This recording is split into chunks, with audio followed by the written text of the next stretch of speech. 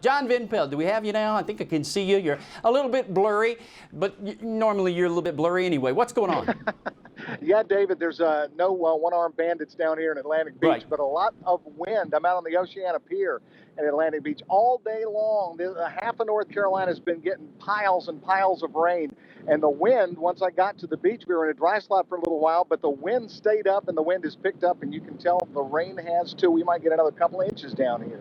Tell you what, John, this is like the third, fourth storm you and I have been talking about over this summer season and now into the fall. Beaches have to have been hit pretty hard there. Is that the case? I mean, is it, they're going to have to rebuild these beaches, aren't they?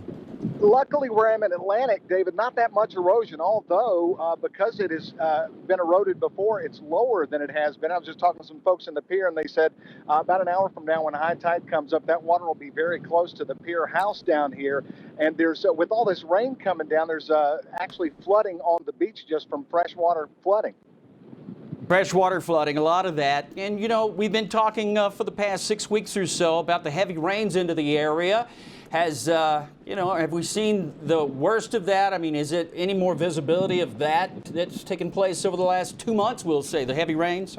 Yeah, when I got down here, there really wasn't any, sand across the road or anything like that. They've done a good job cleaning up after some of these heavy rains, and it's not been hit as hard down here as like the Outer Banks were. We're up there in Kitty Hawk. Highway 12 finally washed out again. But overnight, we can get another couple of inches of rain. So one of the big concerns down here, David, is in Atlantic Beach on the roads and this part of the Crystal Coast, and then up in Morehead City proper.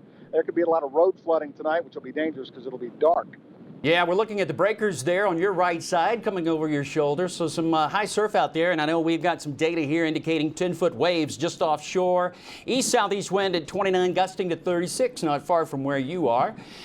Do people know, I mean, you talked to a few people there. Do they also know that there is a tropical storm that is expected to recurve and get fairly close to the Outer Banks? You know, we didn't even talk about that, but one of the things they were concerned about a little while ago is when that marine statement came out with the possibility of some water spouts. So after water spouts tore some stuff up here earlier in the year, they were kind of concerned about that.